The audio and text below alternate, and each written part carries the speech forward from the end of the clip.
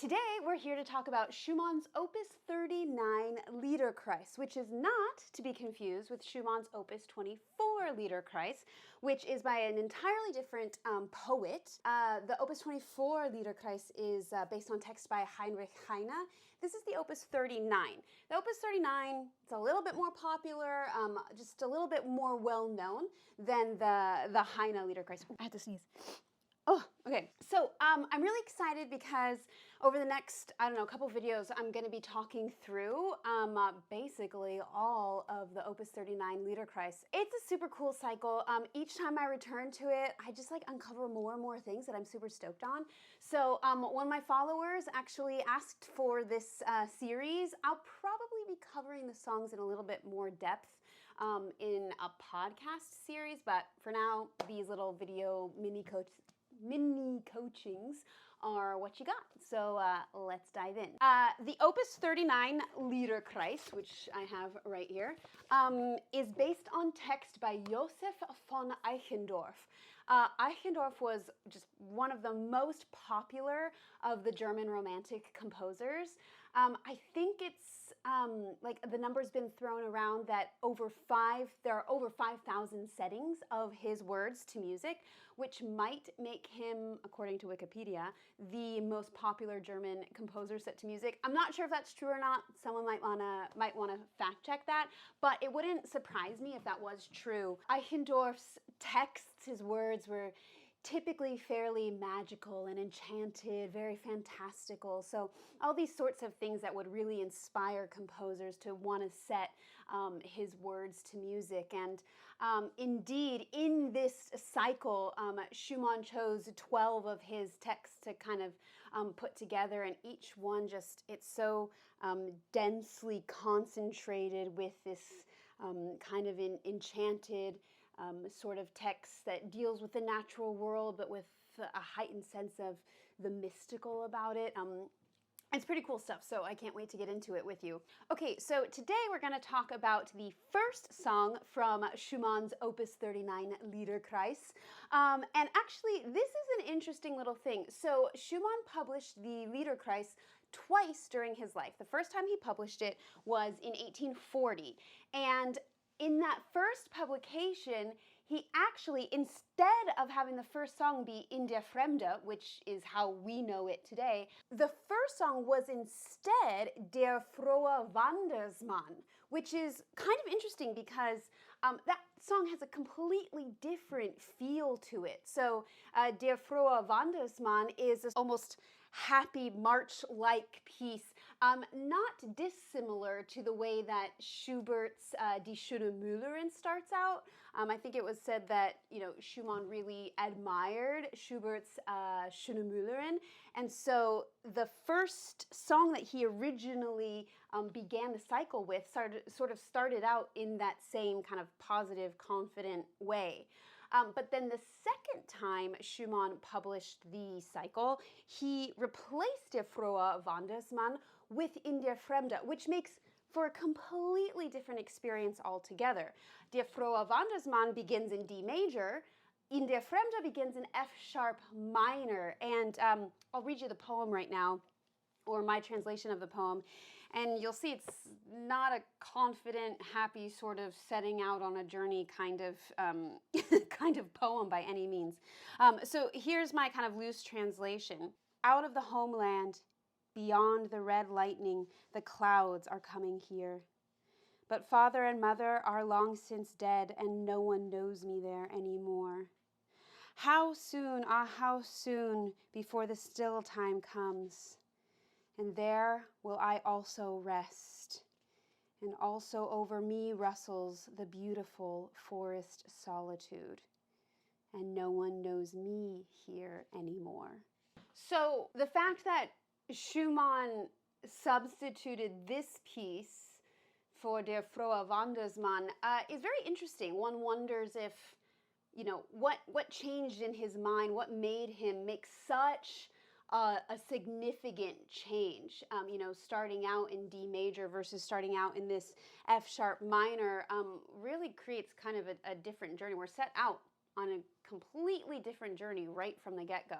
So, it's interesting to consider that the final song in the cycle, Frühlingsnacht, is actually an F sharp major.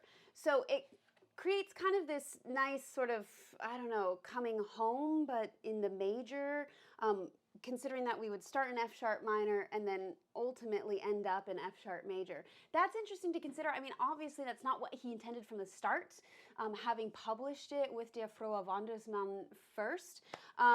So maybe he realized later that, oh, actually this is what I originally intended. I don't know, we don't really know what he was thinking.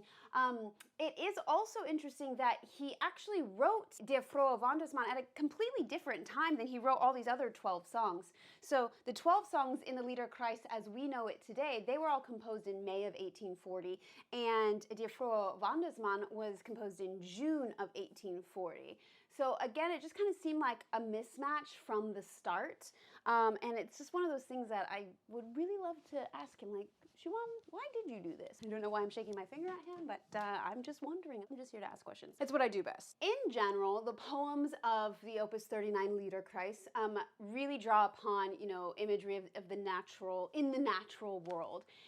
Of course, as with most German Romanticism, we're seeing ourselves, or the inner state of our souls reflected in nature. But this one is a little bit different. This one to me hits home in a different way because it's so much more than just a reflection, the speaker seeing a reflection of his soul in nature. It's that he is yearning to be one with nature. He's yearning for that stillness when he will rest in the ground and the beautiful forest solitude will just be all-encompassing and the treetops will be rustling above him. And that sort of deep, deep desire for oneness with nature I find very, very compelling in this piece. Okay, so let's talk about a few technical things and how to really make this text come to life, both from a singer's perspective and a pianist's perspective. So the tempo marking right from the beginning, nicht schnell, not fast. What does that mean? Well, a couple of things. The thing you really want to sink into here is the issue of time and how time is moving at the pace that time moves.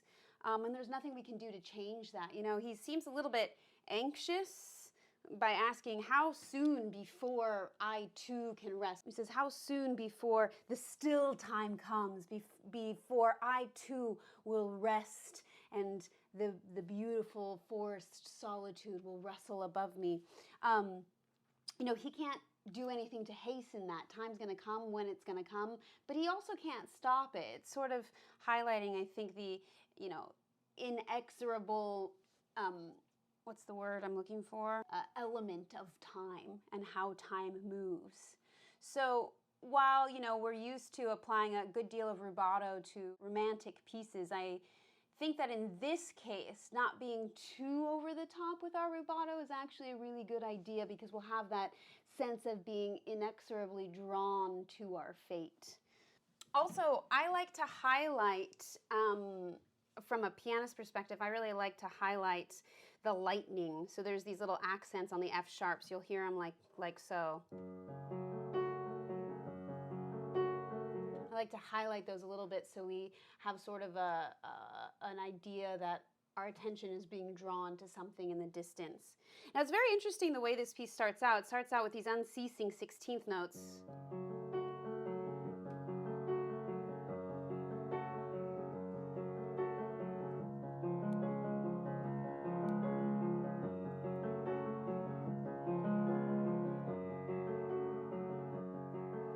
And we're very aware that this is pure accompaniment, and then the vocal line sings above that. But later on, when he starts talking about how soon before the still time comes, we have this beautiful line that soars up above.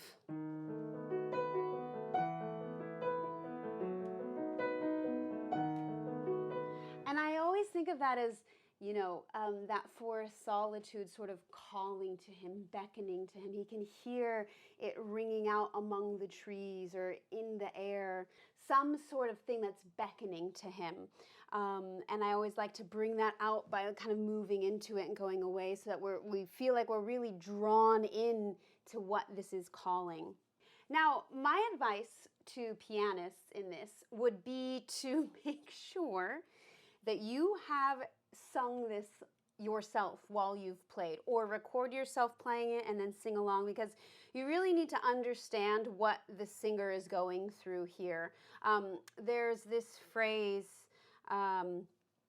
und über mir rauscht die schöne Waldeinsamkeit. It's quite a heroic effort required to sing that phrase, and the reason why it's so challenging is because you really got to resist the urge to take a breath between schöne and Waldeinsamkeit. There really should be no breath taken there. There's a good deal of finesse that goes into making sure that we don't feel like we are hurrying, like we don't want it to sound like we're scared of not getting through that phrase, so we rush through it. But you also don't want to set yourself up for failure, not actually being able to help your singer through that. So there's a couple of places where I like to take really big breaths. I'm gonna sing a little bit. I'm not a singer. I sound terrible singing.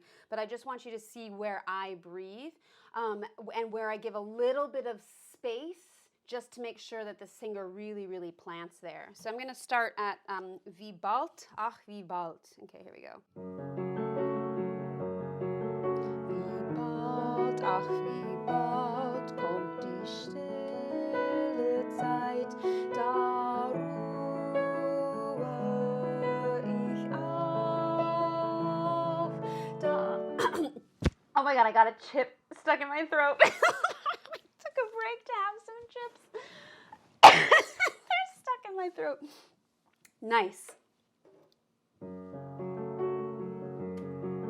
Wie bald, ach wie bald kommt die stille Zeit, da ruhe ich auf, da ruhe ich auf, und über mir rauscht die schöne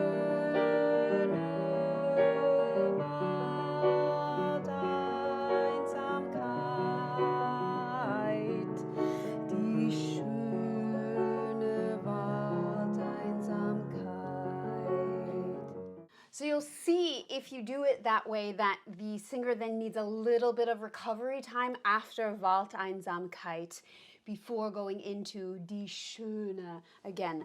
So just, pianists, I cannot tell you how very important it is for you to grapple with that phrase, to play it and sing it, and to sound terrible. Look, I just sounded so terrible.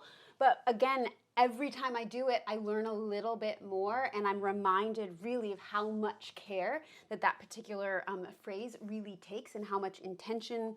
And yeah, it just helps the ensemble work better if you understand what the issues are. I mean, as much as possible, you should be singing. It's just part of the process, and I find it super helpful for me as I learn to grapple with the text and the playing, and just how best I can serve the singer. Of course, these very skilled singers, they have the tools, they have the technique to be able to make it through that phrase. But it's just a good idea to be aware of what exactly it takes to get through there. So you'll notice in that, for any singers there who are curious, I breathe after Wie bald, ach wie bald kommt die stille Zeit, breathe. Da ruhe ich auch, breathe, da ruhe ich auf. And there's a good long quarter rest there to really plant and get your breath. And the pianist also has to reach down for that low F sharp. So it's a little bit of a span to reach. So those things together, that quarter rest along with reaching down for that F sharp, can really help you take that time that's necessary to grab a really, really big, deep breath before going into the heroic phrase of the piece. One thing I wanted to mention, I'm not sure if I said it before, was that I think that the 16th notes, the unceasingness, the unrelenting 16th notes are just another aspect of the turning of time and how we can't really stop it. There isn't actually too much. There isn't too much give here, because if you fully stop the momentum, it feels weird and clunky. And so I think he was really strategic in making sure that it's this kind of unstoppable force that's constantly moving forward. And then, the postlude is very interesting because in the postlude, he takes us to rest in F sharp major. There's this kind of, just melancholy and longing for death. I mean, what has to be going on in your life for you to be longing for death? I think that really speaks a lot. But then he ends it in F sharp major, and I think that maybe it's sort of a foreshadowing of, a lot of things in this cycle are not as they seem. Just kind of looking ahead to Waldesgespräch, where the writer encounters the Lorelei, and she's not what she first seemed to him. And I just think it's a bit of a foreshadowing, because we end up in an unexpectedly in F sharp major. I think typically we think that when you die, it's a sad thing. When no one knows you, it's a tragedy. When your name is kind of forgotten and your memory has faded. But this final phrase, he says, how long, before no one knows me here anymore, and then ends in F sharp major. And actually maybe that's not such a sad thought, but it's sort of a completion of the life cycle. You come into being, and you're known, and you know others, and then you go to rest in the ground, and eventually your memory fades. And while we're living, think that might be a sad thing, it's just a final completion, a final resting. I don't know, that's just some thoughts. I'm just asking questions, throwing out ideas. That's a possibility. You could see this a completely different way.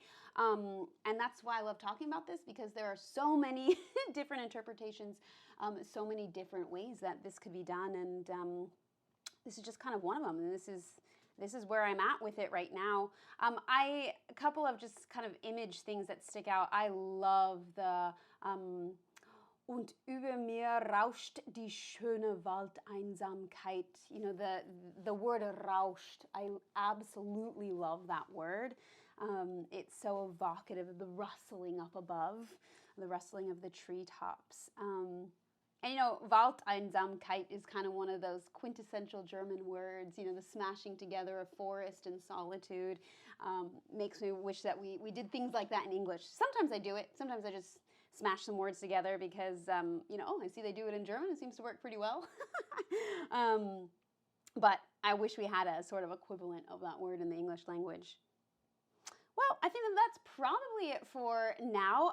If you have any other things that you think are interesting about this, feel free to let me know. I'm always interested to hear your ideas. I'm interested to hear new perspectives, maybe things I haven't contemplated, things that I've missed, things that I got wrong. So yeah, let me know what you think, and can't wait to see you guys next time for Schumann's Intermezzo. All right, see you later, nerds!